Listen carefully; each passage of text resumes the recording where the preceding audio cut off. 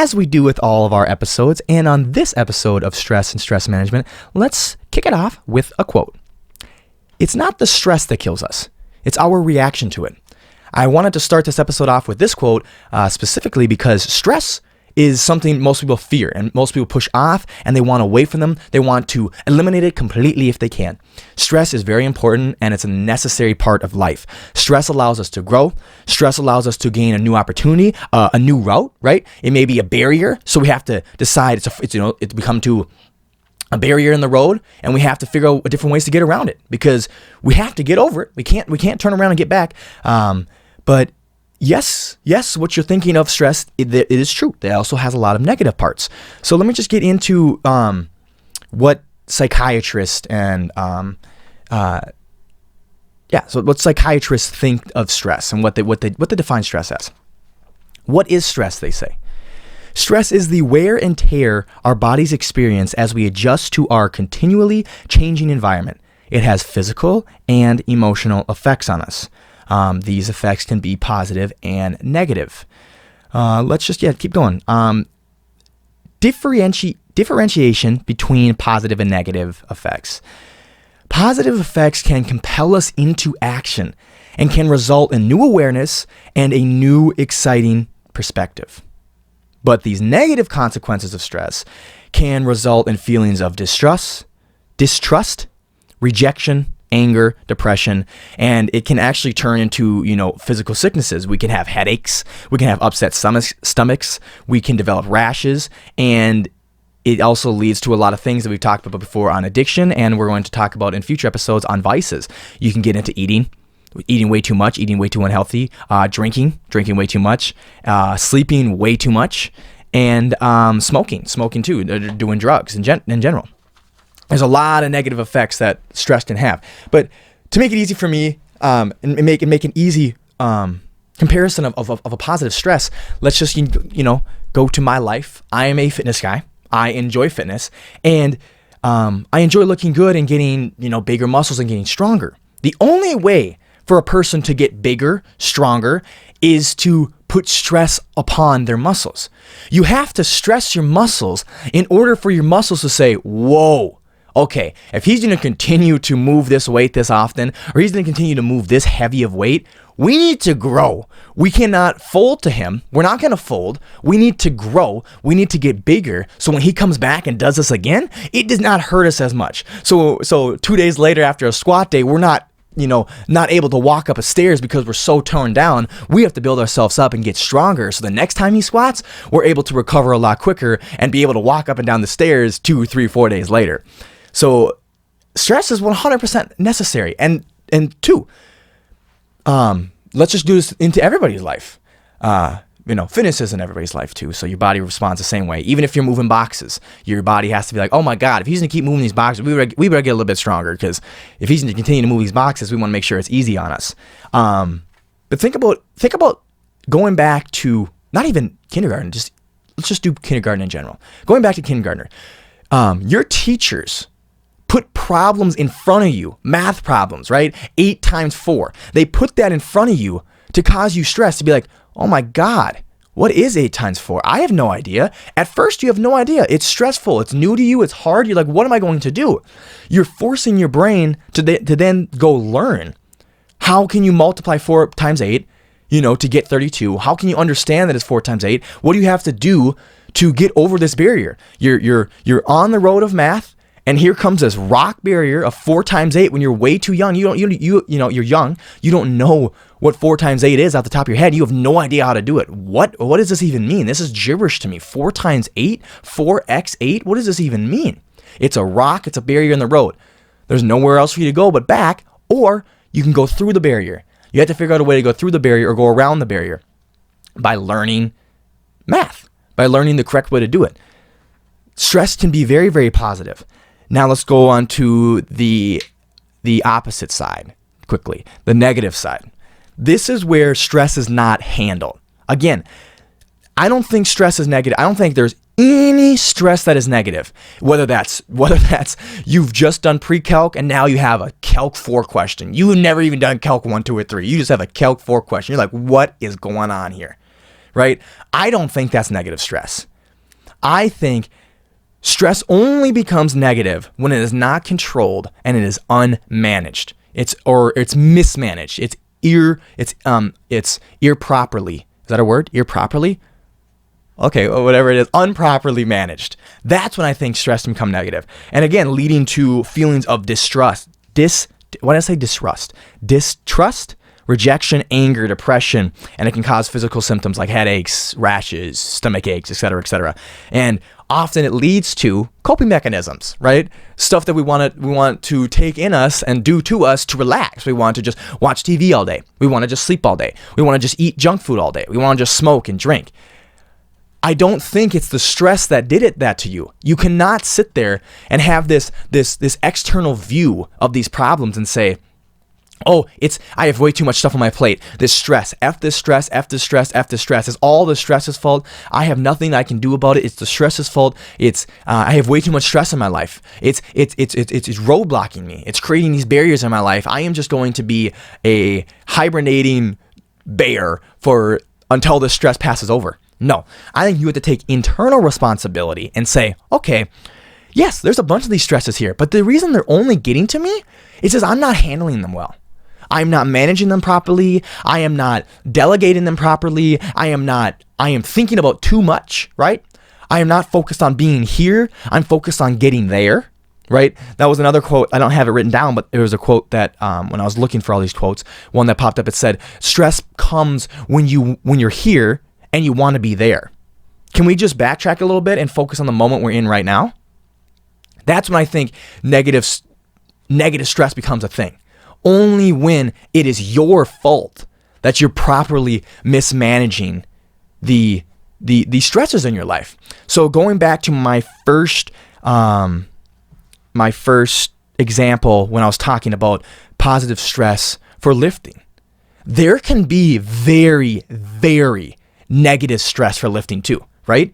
It happens all the time. It happens to me. I have been lifting for 7 years now, and the first 5.5 years of my lifting, I was hurt every other week. Every other week.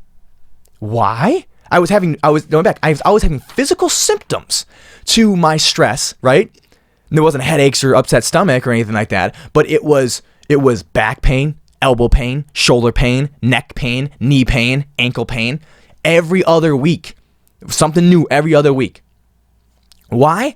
Not because of the stresses I was implicating in my life, right? I was always for the whole entire 5 years. Every week I was squatting, right? I was deadlifting, I was benching. None of that changed. What changed was my management style. I wasn't recovering enough. I wasn't having enough leisure time. I wasn't taking breaks. I wasn't eating enough, right? This is a little redundant, or not redundant, but a little bit different from stress upon school and work or whatnot. But yes, when you're stressing your body like that physically, you have to eat enough to make sure your body recovers. So I wasn't eating enough. I definitely was not sleeping properly enough, right? I was probably smoking a lot. So even though I was sleeping 10 hours, I probably wasn't sleeping that good. Drinking a little bit, probably was sleeping a lot, but I probably wasn't sleeping that good. There's a difference between sleeping 8 to 10 hours a day and getting proper sleep of 8 hours, right? There's a huge difference between just sleeping and having really, really good sleep. But that can be for a whole different video and a whole different topic. There's a huge difference between sleep and proper sleep. So I was mismanaging my stresses in my life. My lifting did not go up anymore, right? Or it went in its proper, increments. I was increasing my weight just as I was doing every single week, just as I was doing the 5 years previous. I wasn't increasing anything more, right? I wasn't doing anything, extra. I was doing the exact same type of stuff, but yet I was still having all of these negative side effects. My stress was becoming negative because of my mismanagement.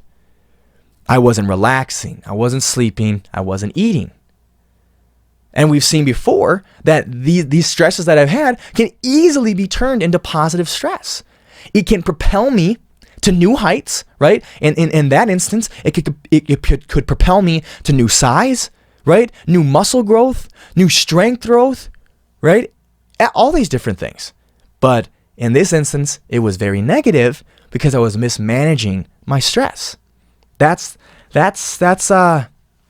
That's my differentiation. I struggle with that word. You guys notice that? I think I've said that in many, many podcasts. Differentiation. Yeah, that's what differentiation between positive and negative stress. Now, the psychologists kind of have the same type of differentiation, but that's just, how I can kind of understand it. They just talk about how can result in feelings of distrust, rejection, anger, depression, and they think maybe negative stress is when you have too much stress. Yes, like I kind of agree with that, because when you have too much stress, right, then you start to mismanage it. So it's pretty much the same. Me and the psychologist are pretty much, and psychiatrists are pretty much on the same page. Elimination is the next subject I had written down here. Now, before I get into elimination, if you're listening to this, I'm doing air quotes, elimination. Let's talk about proper management. That's what we're gonna say. The psychiatrists and psychologists want me to talk about elimination, again, air quotes, but we're gonna be talking about proper management of stress. So one thing they said, so they even talk about this too. They say stress can add anticipation and excitement to life. We all thrive under certain amount of stress, i.e. deadlines, right? You got to get that work done. You're like, oh shoot, like you can actually thrive by saying, if you never had that deadline, you maybe would never ever turn that work in, right?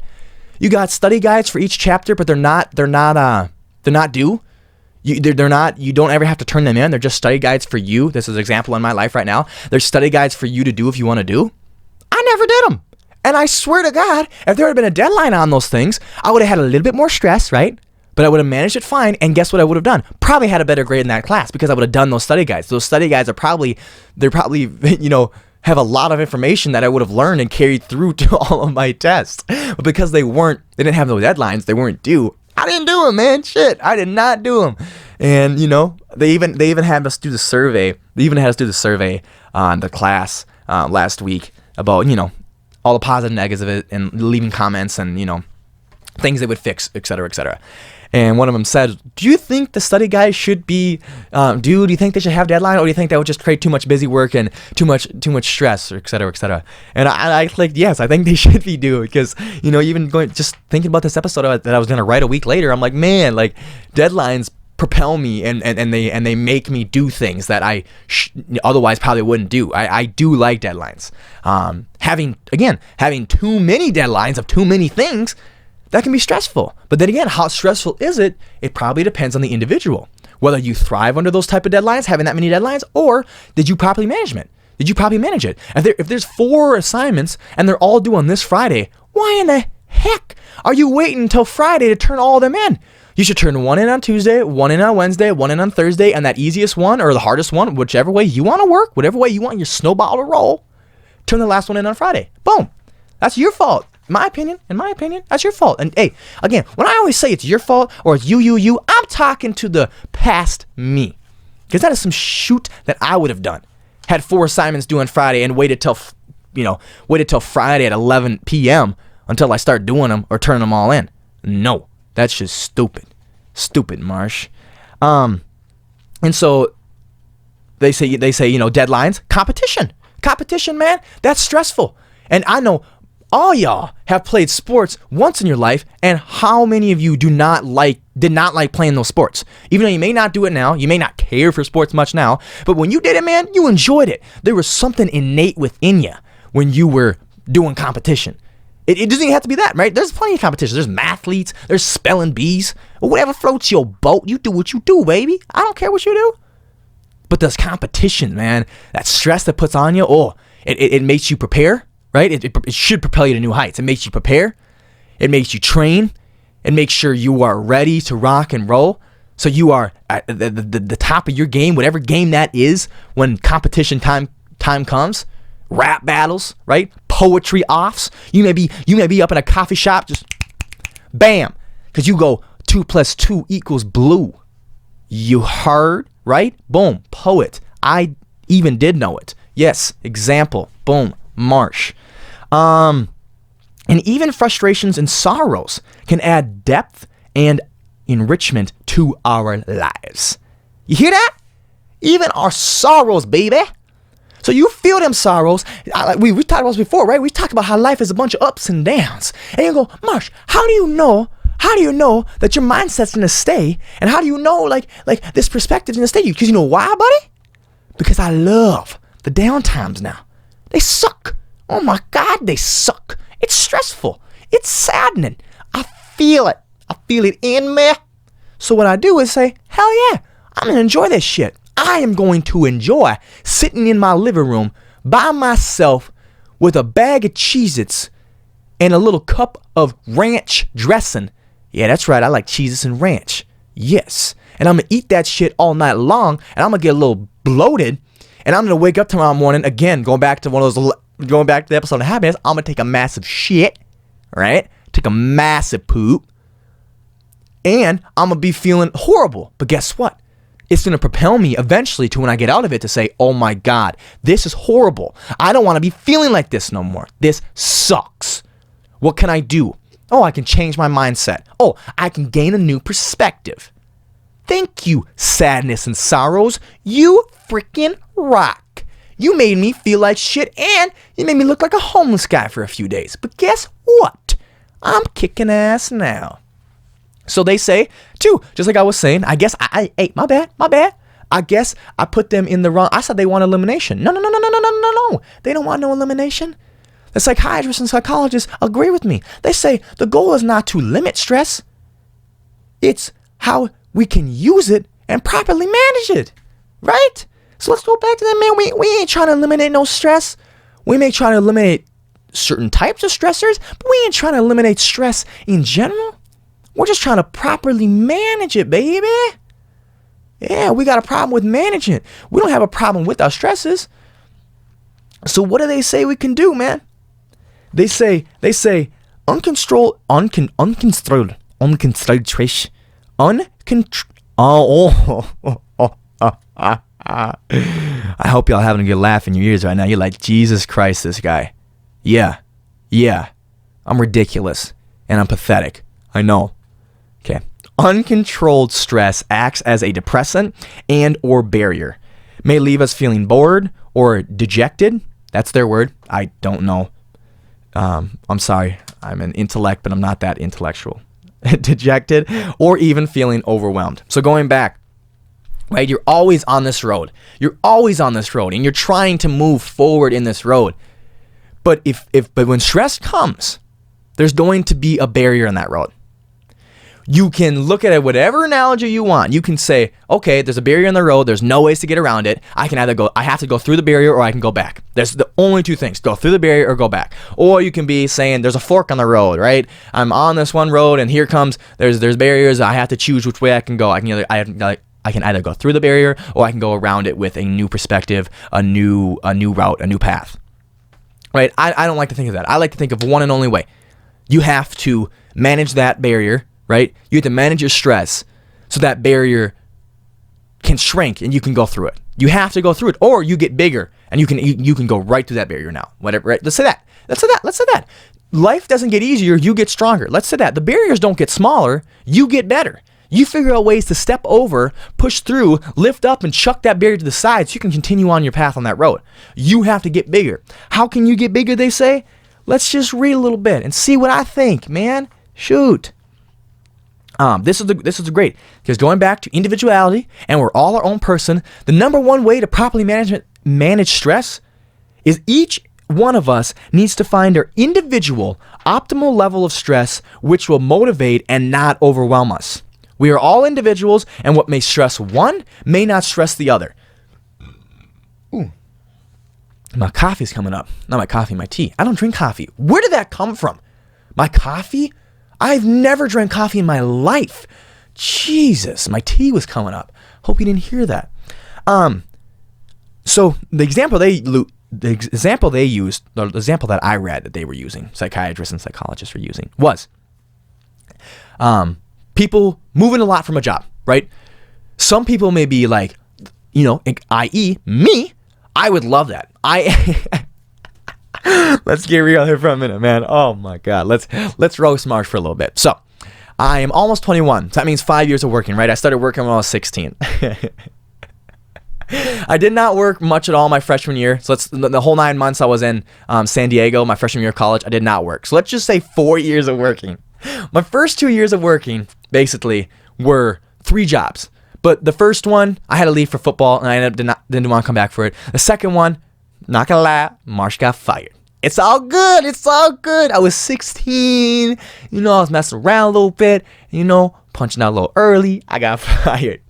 My third job, I lasted 2 years. That actually carried through my freshman year of college. I did a little bit over Thanksgiving break my freshman year when I came back, and Christmas. And I had a little bit that summer after my freshman year. So that one carried for 2 years. It actually was completely 2 years. It was June 2016 to June 2018. So that was a 2-year job.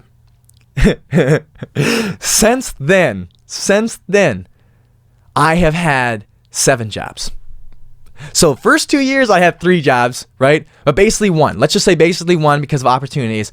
The other ones, the last 2 years, 7 jobs. 7 freaking jobs. And I've never gotten fired. I've always left. Usually, I'm not gonna lie. Hey, we're honest here. I didn't give them all my 2 weeks. Sometimes I was like, hey man, I'm out. This sucks. I am out, bro. So, and you know why? Because I got bored. So going back to our example here, moving around a lot. Some people may think it's stressful. Some people don't. Even moving around a lot. In the last 2 years, I have lived in 5 different places. Why? Because I've gotten bored. I haven't liked exactly the situations I was in.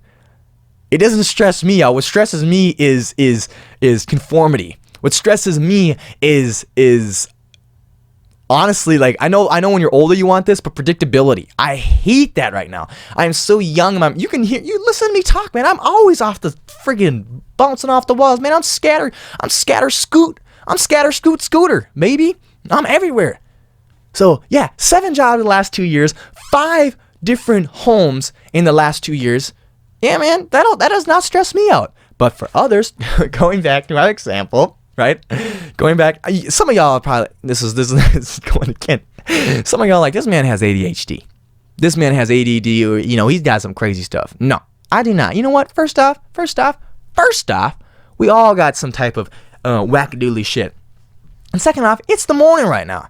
And I've had some caffeine, right? I had a pretty good amount of it, and I had a good night's sleep, and I ate really good yesterday. So I have a lot of energy. That's what I have. I have a lot of energy, but I can't control it. And I like to release it on the podcast here. So hopefully you enjoy it. If you think it's annoying, hey man, have a great day. I'm not going to apologize for being me. But you have a great day, and thank you for listening to Happy Chaos Podcast. All right. So again, going back to that. Moving around a lot and having a lot of different jobs may stress people. Even within the same job, if you had to start getting new roles each week, that may stress people out so much. They're like, oh my God, come on, man. Just let me do what I need to do. There's this job hiring personality test. I think it's called DISC, D-I-S-C. And, D stands for something, I stands for something, S stands for something, and C stands for something. And I think the S stands for systematic. And that's for people who just understand charts and understand procedures. They just, boom, boom, boom, boom, boom. That's what they want. Predictability is key for them. They thrive on predictability. So yeah, what may be stressful for one may not be stressful for another. So what we talked about at the beginning of this topic, finding that individual stress threshold for yourself. Finding that. Where do you thrive at the proper amount of stress? What does the proper amount of stress look like for you, right? Going back to my first example on fitness, on lifting, on working out.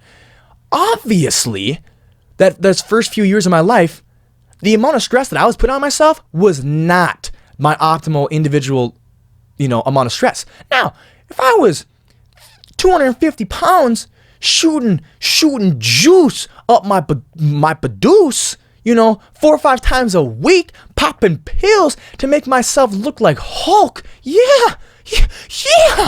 That amount of stress I was putting on me may have been perfect, may have been a little bit too less, may have been a little bit too easy.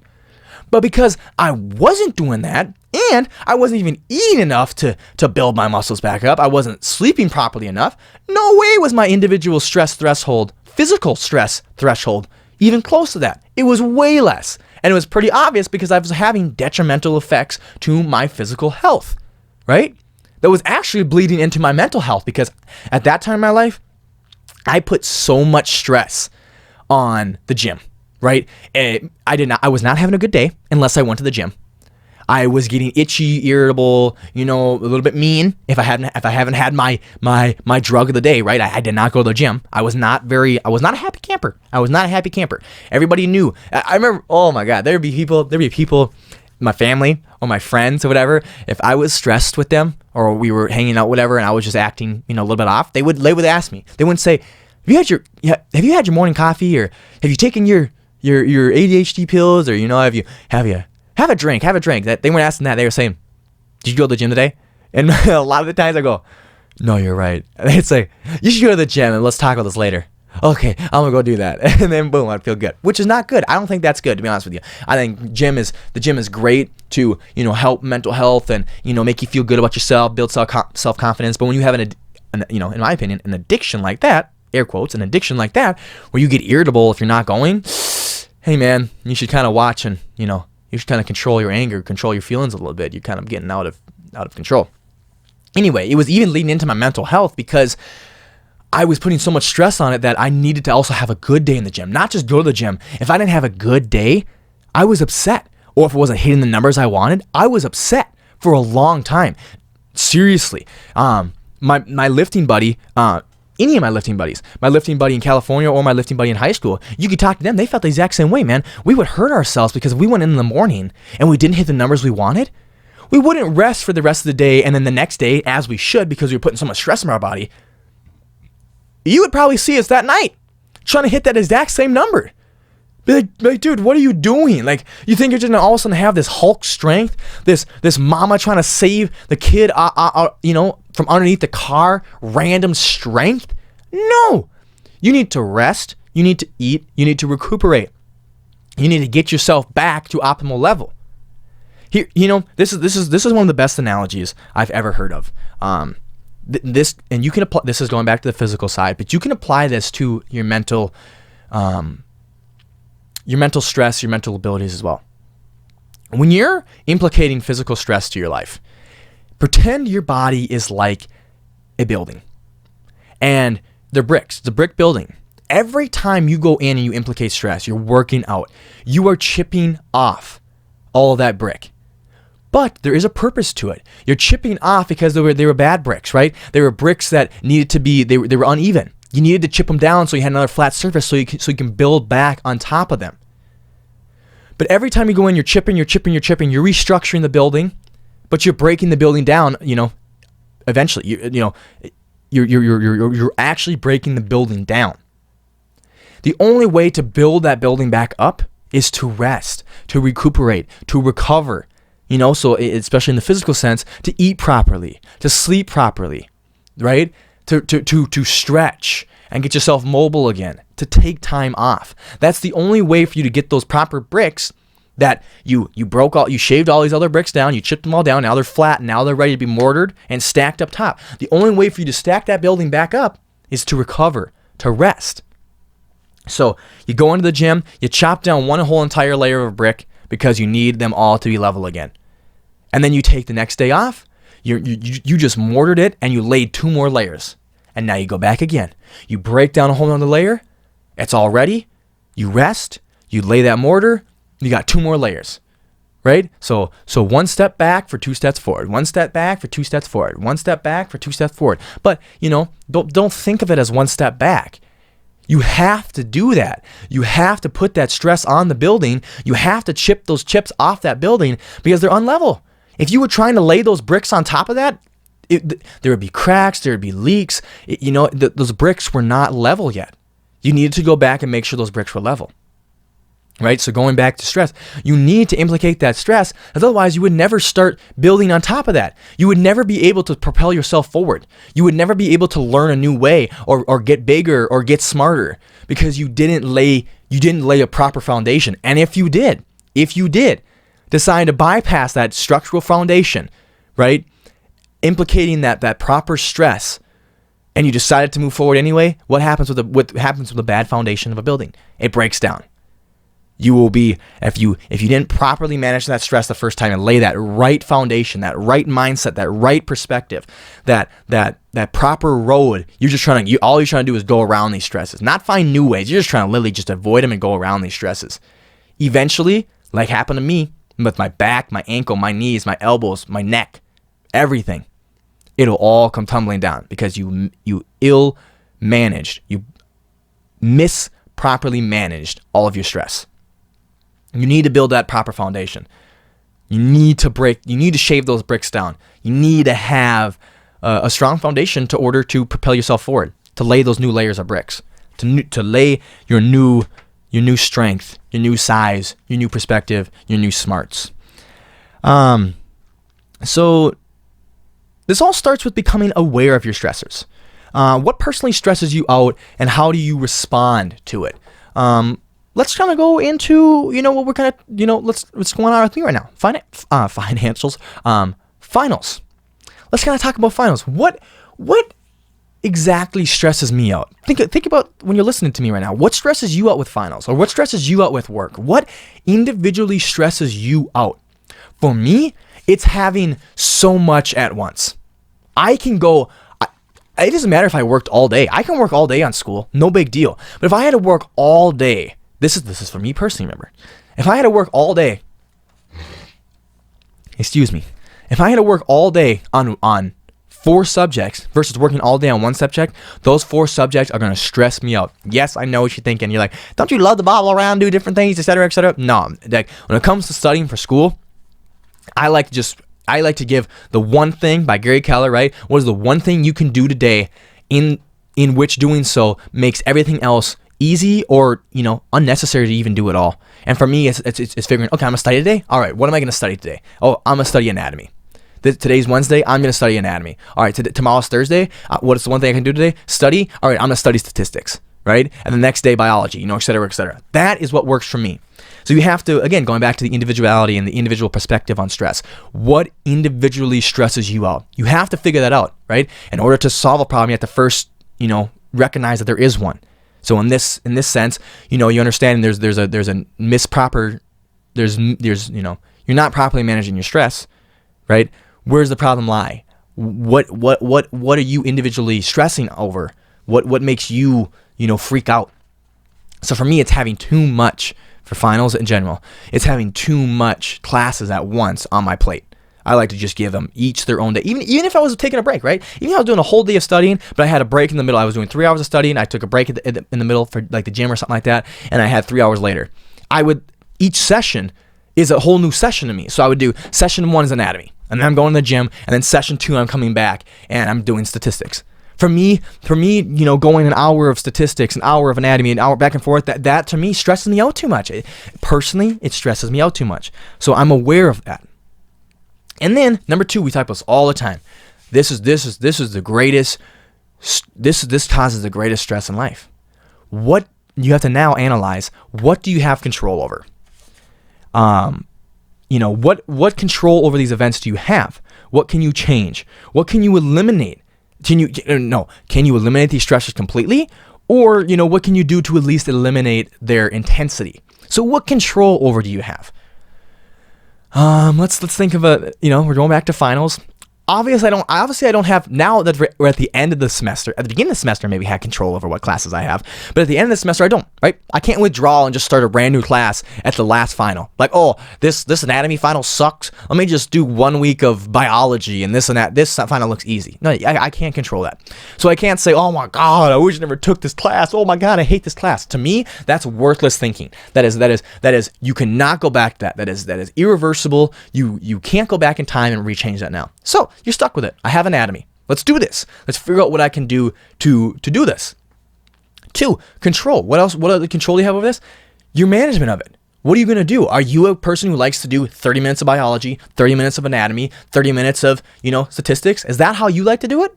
Cool. Perfect. You have control over what time and how much time you give to each subject. For me, I have control over that, right? We all do. So how I'm going to control it is every session, I am going to only do 1 session for 1 topic. That's just how I work. One session for one subject. If I want to do another topic or subject in that day, I need to leave.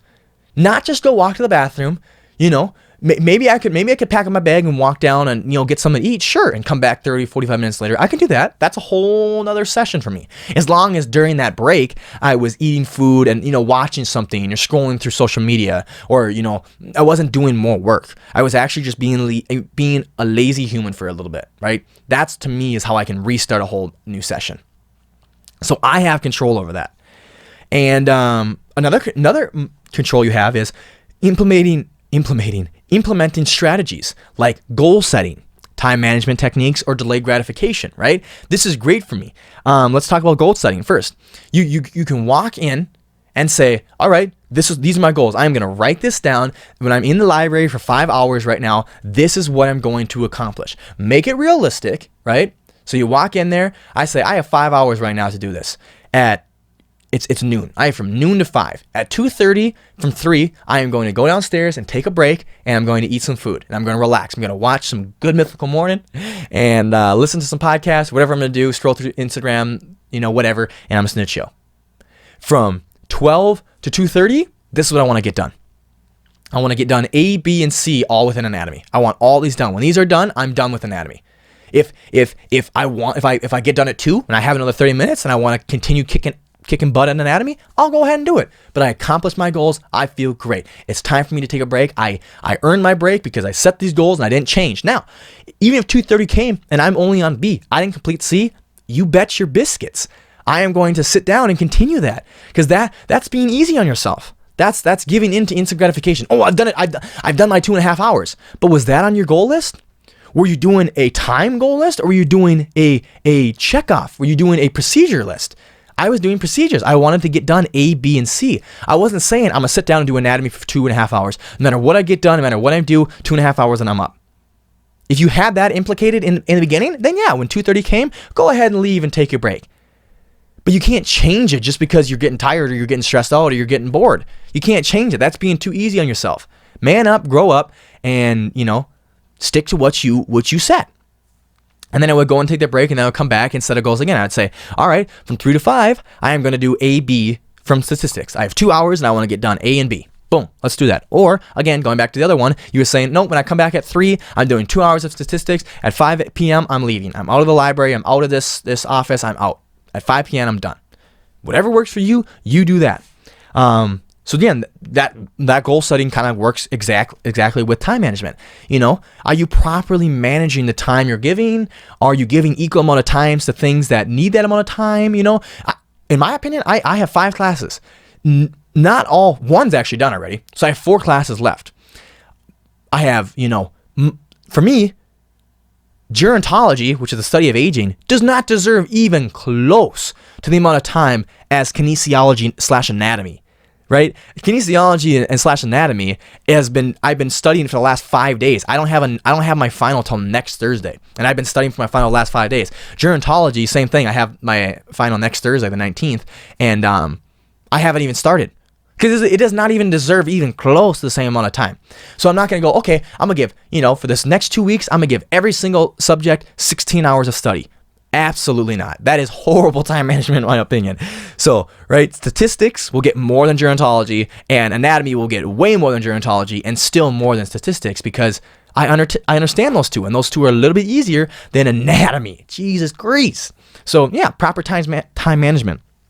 And then the best one, again, we've done an episode on instant gratification, but I haven't really an episode on delayed gratification. That's the best, right? So go in there.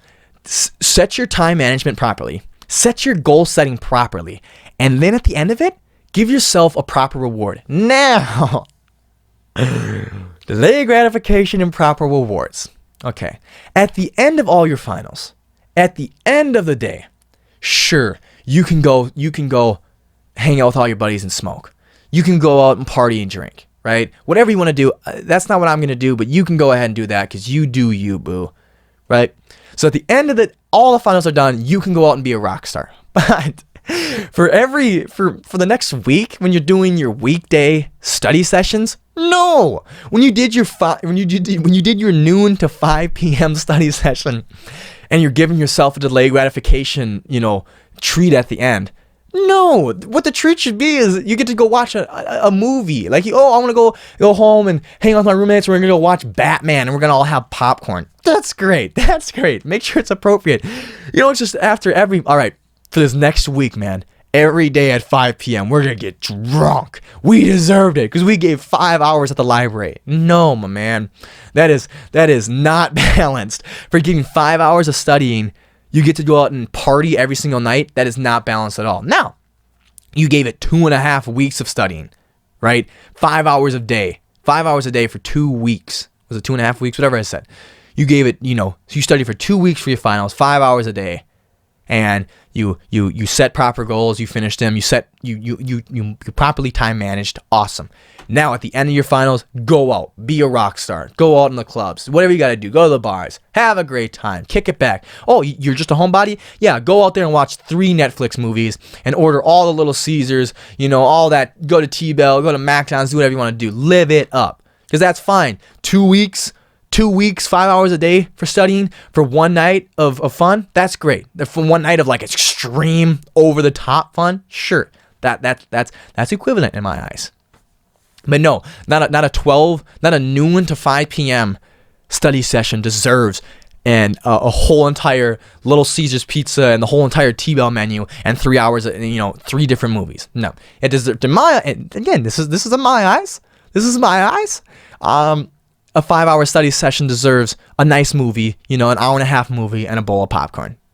Either chilling with your boys or snuggling up with your girl, your dog, cat, whatever floats your boat, baby. Again, you do you, boo. Just make sure it's equivalent. Otherwise, you're giving yourself too much. So yeah, delaying gratification, man, that's huge. That can really, really help. It helps me a lot. Do you view... Oh, this is a great one too. Understanding what you have control over. Are you viewing something as too important or too urgent? Are you putting too much stress on something? So going back to my classes, if I was trying to give gerontology or statistics the same amount of time and energy as I was giving anatomy, I would be freaking out because it doesn't deserve that at all. No way does it deserve that type of stress. No way. I'm literally taking... I would one, be stressing because I'd be like, why am I working so hard on these two? And then 2, I'd be like, I'm taking time away from anatomy that deserves that time. So you're literally giving too much time to gerontology and statistics. You're giving too much time to these unimportant subjects or these easier subjects, and you're also taking away from the subject that needs it. So it's a double whammy. It's a bad double whammy. I think whammies are bad anyway, so it's a double whammy, man. It's no good, no bueno. And like even physical exercise, are you really, everyone knows, not everyone, the major muscle parts, right, that deserve a little bit more attention are your legs, first off, back, and then chest. Your shoulders and arms, calves, forearms, part of your arms, those don't deserve nearly as much time or weight or attention as your big body parts do. 3 reasons. Or 3 reasons. No, 3 body parts. Reason 1, your legs, your back, and your chest are way bigger than your shoulders and arms and calves, right?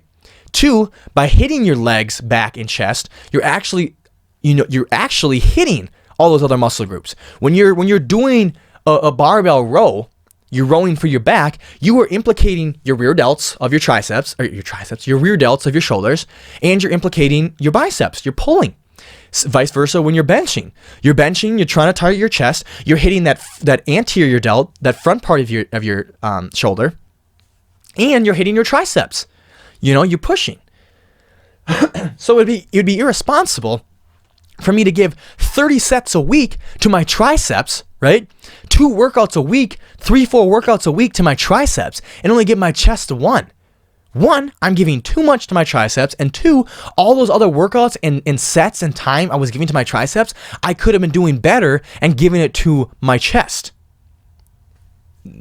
I was just trying to make a comparison to the subjects. Obviously, if you're studying anatomy, you're probably not going to be learning super much about gerontology. This is obviously with like the physical part, the physical stressors, and vice versa. If you're giving time, Yeah. So it doesn't always compute over, but you get what I'm saying. You can't be putting too much stress and giving too much time on the unimportant stressors.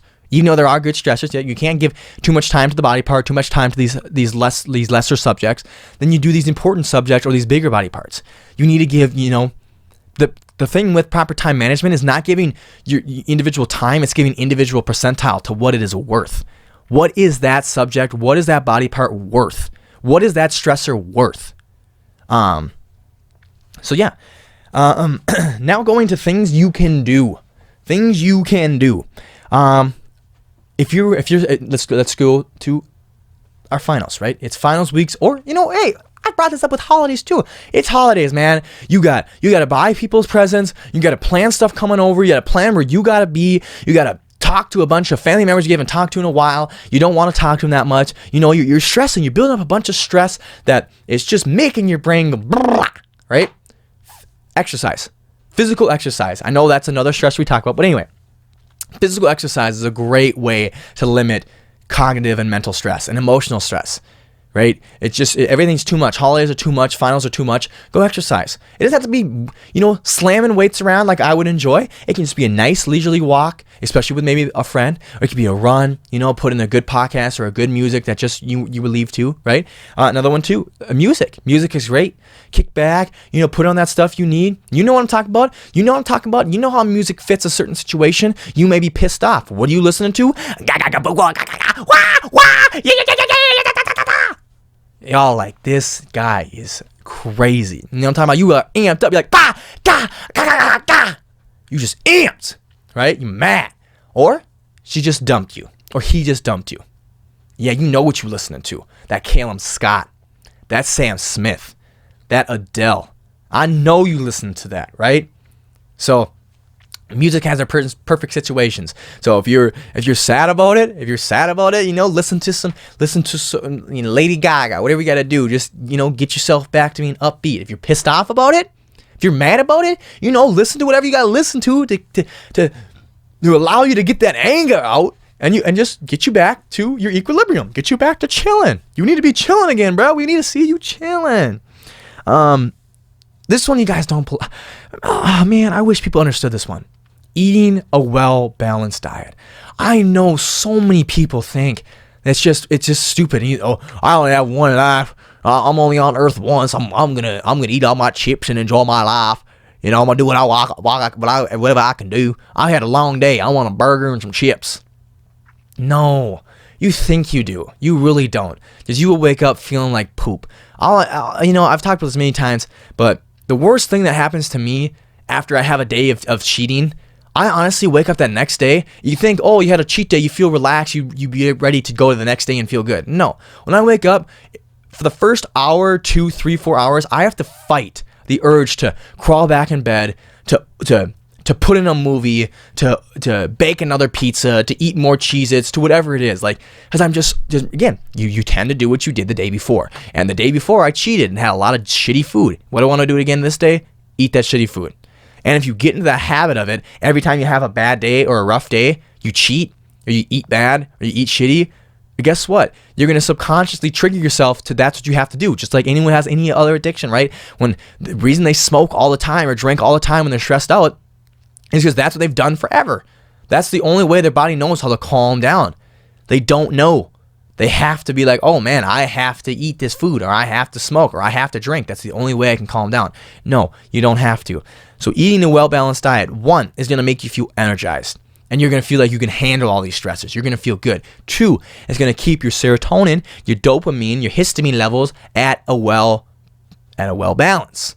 So, right, you're going to properly digest stuff so you can continually to feel well balanced. You're going to properly digest all your food and release the proper amounts of dopamine and serotonin.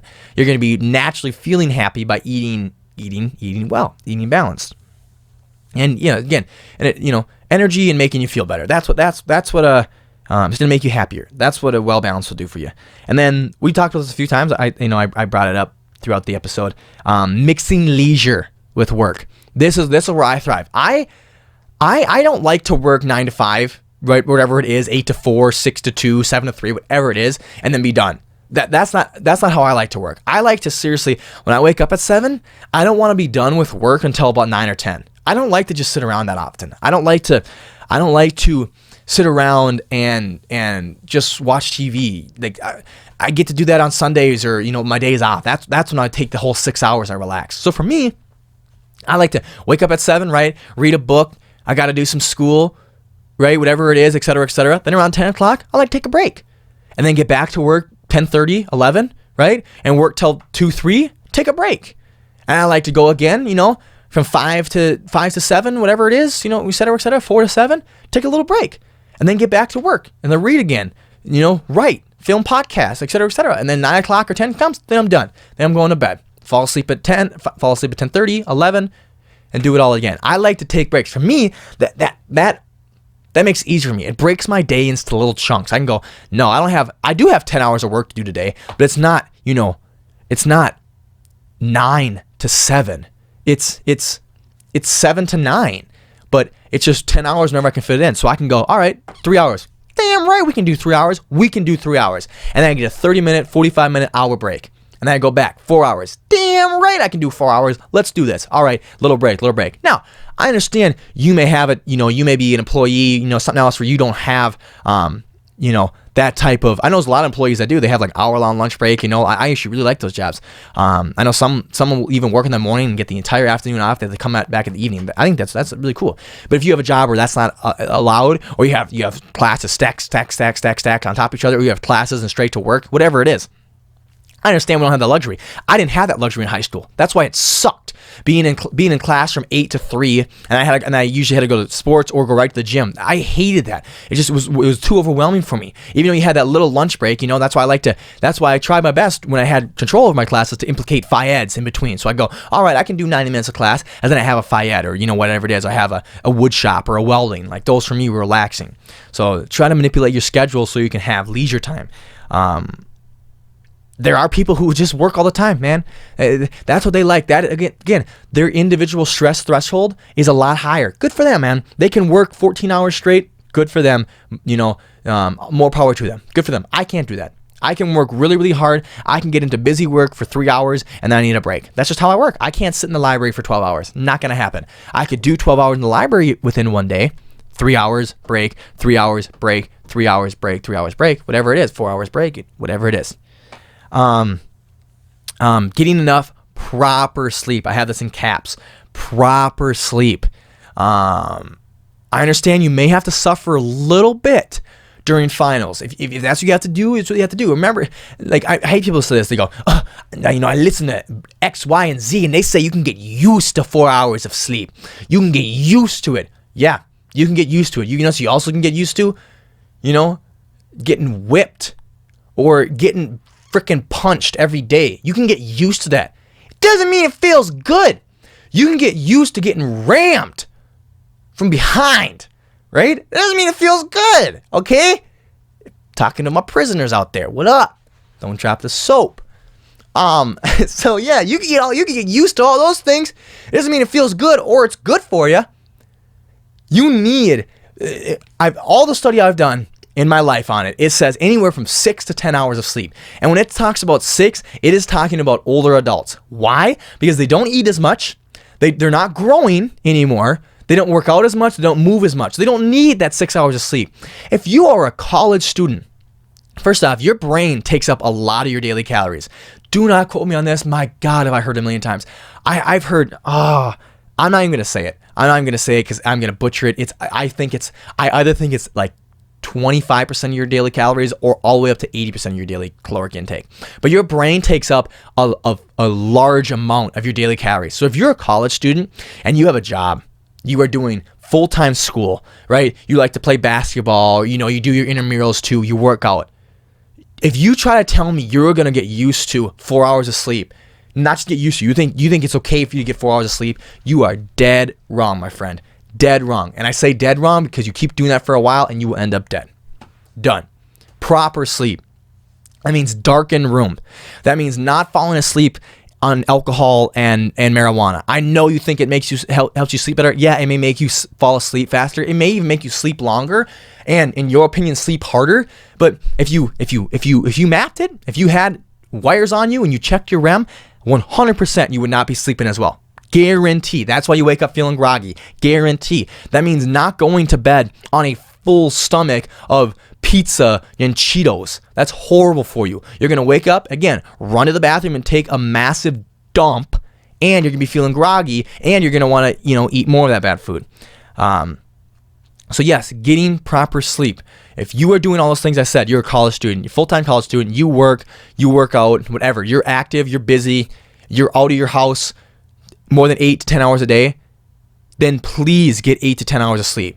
Please at least 7. 6 during your finals if you need to do it, you need to crunch, whatever, I don't care. But make sure when winter break comes, Thanksgiving break comes, when the weekends come, make sure you get back to that 8 to 10. Please.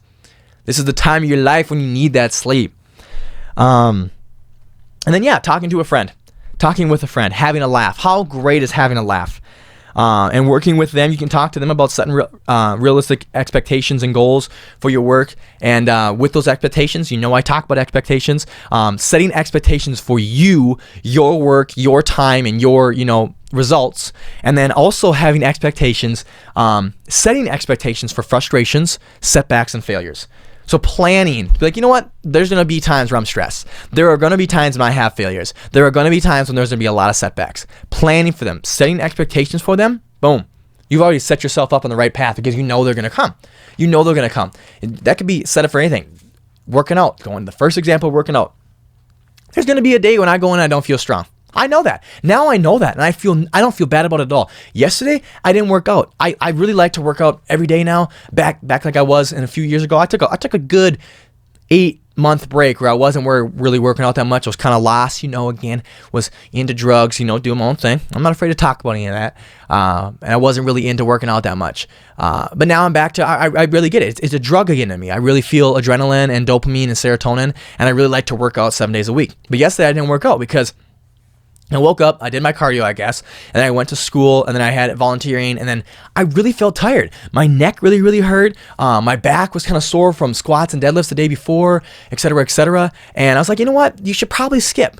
You could go in there. And do arms, do something different, but I think you would probably feel better if you properly manage your stress right now. You're feeling kind of hurt, and you just didn't go in at all. And I didn't go in. No big deal. I set realistic expectations. I said, there are going to be days when I can't go in. No big deal, man. We're not going to get mad about it. We're not going to try to push through it, right? There's plenty of times during competition or during whatever that you have to push through things. But just for one training session on a Tuesday, no. It's okay to step back and be like, you know what? We're going to rest today. We're going to go home. We're going to work on homework, work on studying for finals, and we're just going to take it easy. Setting those expectations for failures and setbacks.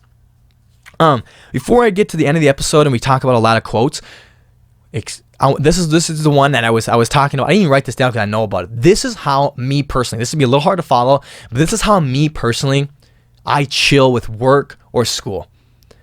I like to talk a lot about macros and micros. So in a micro sense, right, I care a lot. I really care about all of the homework I'm doing right now. I really care about each individual problem. I really care about giving every subject its individual time, et cetera, et cetera. I really, really do care. I really care about giving my best. I really care about giving my all. I really care about studying or all that different stuff. I really, really care. But at the end of the day, at the end of the week, at the end of the month, the semester, or the year, when I zoom out, right, I'm looking at everything in a macro sense. I don't give a flying beep. I don't care. Beep, beep, beep, beep, beep, beep, beep, beep. I don't beep, beep, beep. I do not care. I do not care. Now, I can't wear that macro sense all the time, right? I can't be looking at that through that lens and that scope all the time, because then I would never care at all. I'd be like, I don't care about this test. I don't care about this quiz. I don't care about this problem. I don't care about this assignment. Screw it. So I come down and live in the moment and be like, all right, this assignment means a lot. This test means a lot. This studying means a lot, et cetera, et cetera, et cetera. All these little micro things do mean a lot. But because I hold that micro sense and I go, I'm giving it my all. I'm trying my best. I'm doing my best. I've given it everything. At the end of the day, again, the end of the month, the week, the semester, the year, I can sleep well because I know I gave it my all. I don't care no more. Everything from that point on is external. It's external. I did everything internally that I could do. I gave it all my effort. I properly time managed it, set proper goals, etc., etc. I gave it what I could do. Now it's time for me to stop caring. Stop caring. I know so many people have parents who stress them way too much. They finish a test just like I did, and I'm just like, test is done. Yeah. I'm vibing. I'm feeling good, man. Even if I got a C on that test, whatever, man. I did what I could do because I cared so much each day, and I did the assignments. I did the quizzes. I studied. I did the best I could. Honestly, if I were to redo it again, I would get a C again because I did the best I could do, man. Then when it's all done, even though it hasn't been graded yet, I just left the test and I know I probably did C's work. It's okay to me because I did what I can do, man. It's over now. It is so over now. And I know so many people walk away like, oh, I failed. Oh, I did so bad. Oh, etc., etc., etc. It's like, what expectations did you have? You cannot tell me you were studying the amount you were studying. You were doing the quizzes and the assignments the amount you were doing. You were giving that amount of effort you were doing, and you expected something different. You were giving D effort the entire semester, and then your final quiz came or the final test came, and you thought you did D work at the end of the day, even before you got the grade back. Why are you crying, bruh? You knew you did D work. Or what kind of inflated ego or sense of reality do you have, man? You gave D work. How do you expect to get better than D work on the final? Nah. Care at a micro sense. And when you think about all the micro work you did, all the assignments, the quizzes, the studying, where was that out? Was that at a B work? Was that at a C work? Was that at an A work? And when you left that test, what do you think you did? If you did B, you probably did B. If you did B on the studying, you probably did B on the final. If you did C on the studying, you probably did C on the final. There ain't nothing you can worry about no more, man. The worrying was meant on the macro sense. But at the end of the day, man, it's over now. It's over. There's nothing left but for that teacher to grade these quizzes. It's over now. There ain't nothing else you can do. No need to be caring no more. No need to be caring no more. And that can go to anything, man. You go into the gym, you worry about every exercise. You worry about pushing yourself, pushing your limits, setting the proper increments for you to progress every day and every week. You did all that. You did your best. Now, it's time for you to come and test your max or take your shirt off and see. It doesn't matter, man. Whatever you look like, you look like. Whatever strength you have, you have. It does not matter. You know you gave it your all, bro. You set the wrong expectations. That's why you're so stressed right now. You expected yourself to be better. You cheated 16 times in 1 month? Yeah, you're not going to have abs and looking all great, man. That's just life. You set the wrong expectations. When it comes to at the end of the day, at the end of the week, at the end of the month, end of the year, whatever it is, man, you cannot care. That's how I work. You cannot care. It's over now. It's over now. It's over. You have to care about it in the moment. And when the end of the day comes, if you care about it, you are not going to sleep properly. You're going to be stressing over stupid things. And, and it all comes from unrealistic expectations and goal setting for yourself. But again, if you go back, you plan for failures, you plan for setbacks, you plan for, what was it? Frustrations. Boom. Plan for frustrations. Boom. Even in a relationship with somebody. Plan for frustrations, plan for failures, plan for setbacks. You're not going to marry everyone you date, right? That would be, what? Okay? You are not going to not have arguments with everyone that you date. There's no way. Everyone you're friends with, there's no way. Plan for those frustrations, plan for those setbacks, and that's what makes it all worth it. That's what makes relationships worth it. That's what makes life worth it. Having those frustrations and having those stressors, again, going back to it, it either propels us forward or it cripples us. Do not let it cripple you. Finishing up this episode with a few of these quotes here. Our greatest weapon against stress is our ability to choose one thought over another.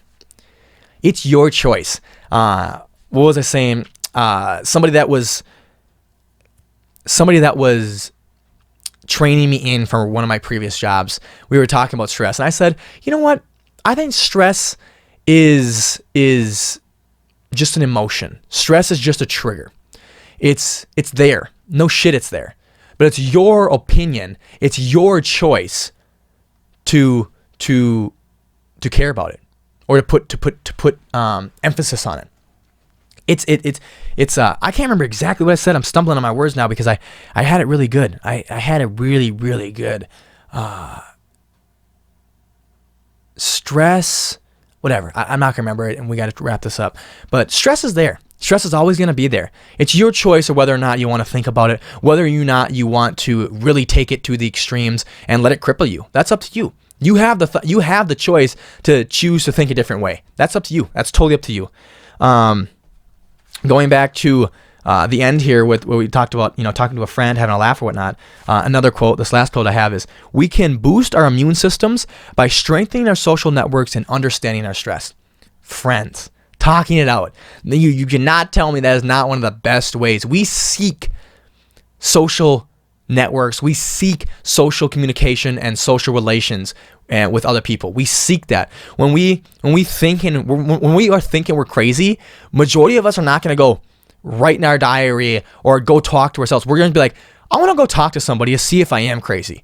So you go talk to somebody, they don't have the same stresses as you, so they are non-biased. You go, hey, I am stressing about X, Y, Z. Tell me if I'm crazy. What am I stressing over? Let me tell you a little bit more about me. And where do you think I should place my stress? Where do you think this stress should go? Because I think I'm going crazy. And they're there. They have their ears open for you.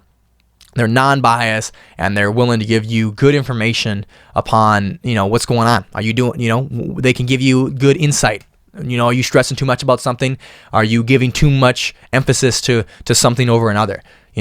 Friends are great. Friends are great. That can lead to loneliness too. I know we talked about that.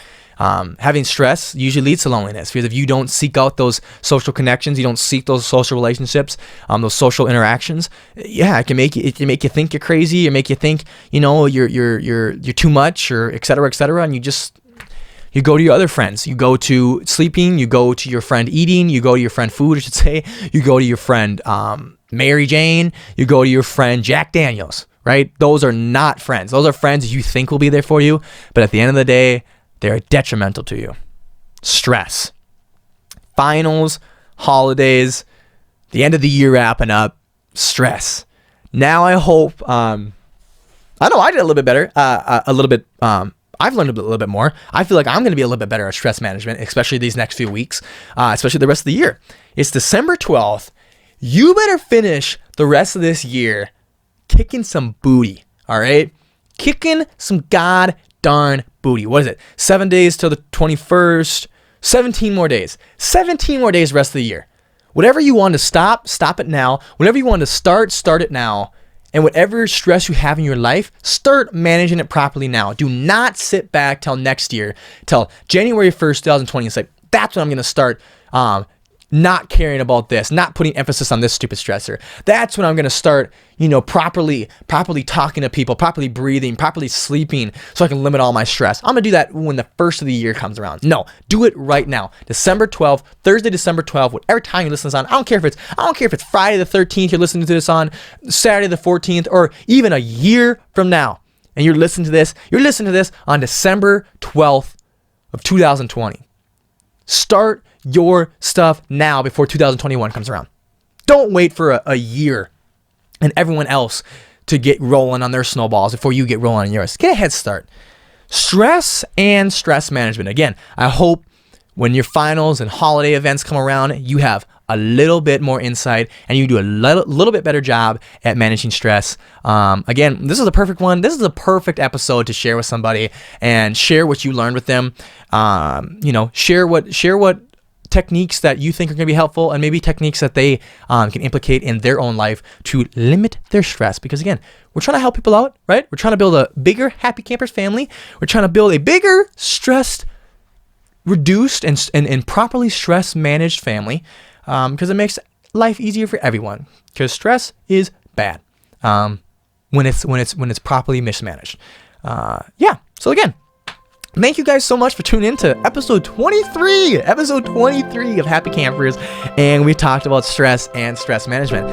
Go out today and implicate these stress management techniques into your schooling, into your gym routine, into your work, into your holiday planning, into your relationships, into your life.